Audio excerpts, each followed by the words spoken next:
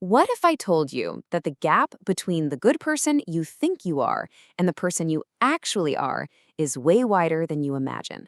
Well, that's the uncomfortable but also kind of life changing idea at the very heart of Dolly Chug's book, The Person You Mean to Be. Right from the start, the book's forward hits you with a question that, honestly, should stop all of us in our tracks. We all believe we're good people, right? But we also know we've all done things that don't quite line up with that belief. So, how do we live with that? How do we square that circle? The book's answer is exactly what we're going to unpack today.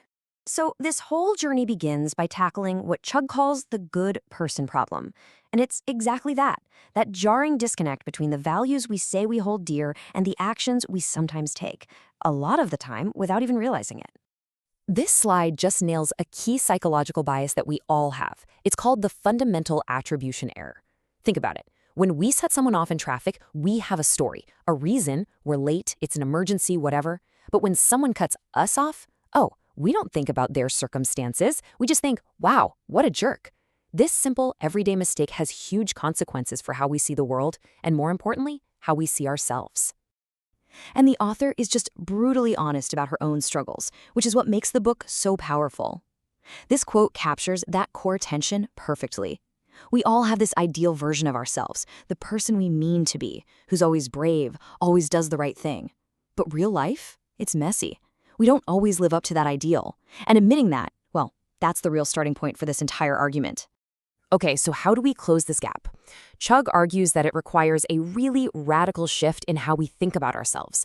It's a journey from being a passive believer to becoming an active builder. The very first step is to just let go of this pressure to be a good person 24/7. Instead, Chug introduces this brilliant idea of being good-ish. Now, this isn't a get-out-of-jail-free card for bad behavior, not at all. It's about acknowledging reality.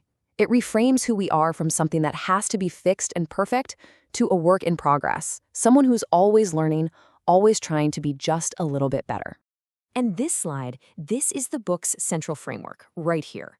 A believer talks about equality. A builder has the skills to actually create it. A believer is terrified of making a mistake because it threatens their whole good person identity. But a builder sees mistakes as fuel, as opportunities to learn.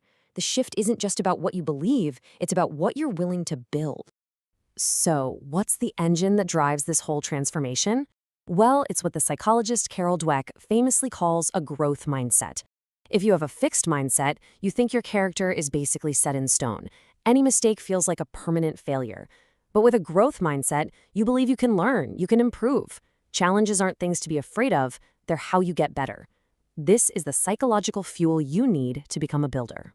The book offers this beautiful, simple phrase, stumbling upward. I mean, doesn't that just capture it perfectly? It's not about being flawless. It's about having the courage to try, to sometimes trip and fall, and then to learn from it, always moving in the right direction, even if it's not a straight line.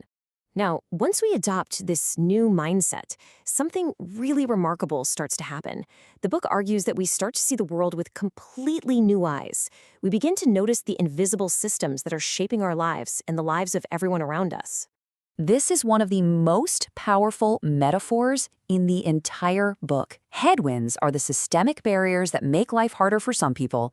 Tailwinds are the unearned advantages that push others forward.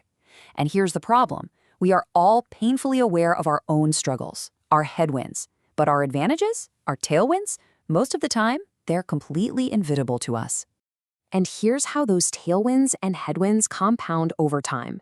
The book reveals a shocking truth.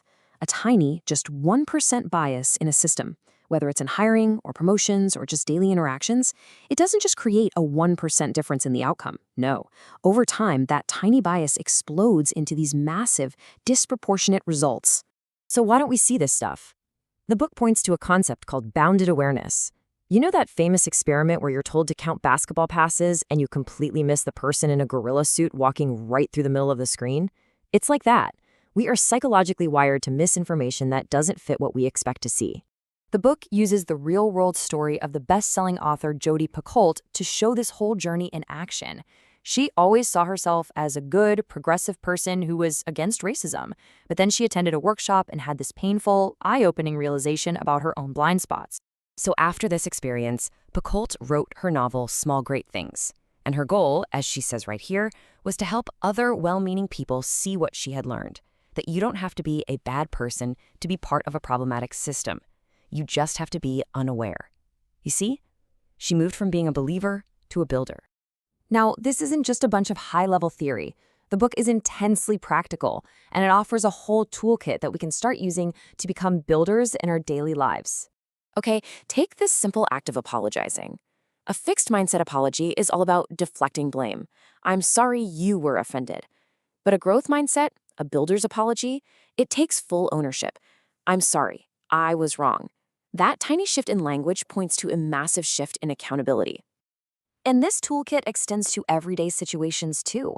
A simple meeting can become your own little laboratory for inclusion. By consciously asking these questions, we can actively push back against the invisible forces that might be at play in the room and really make sure that every single voice gets heard. All right, so let's zoom out. Why is all this personal, internal work so urgent for the world we're all living in today? Look at this. This shows the persistent perception gap. Back in 1963, at the height of the civil rights movement, 80% of white Americans believed minorities were treated equally. Now, fast forward to 2017, and we see a very similar chasm in how Black and white Americans viewed the NFL protests. This highlights the core problem. The group enjoying the tailwinds often just fails to see the reality of the group fighting the headwinds. And that brings us to this final, powerful quote from Dr. Martin Luther King Jr. that actually opens the book. You know, ultimately, the message of The Person You Mean to Be is a call to action.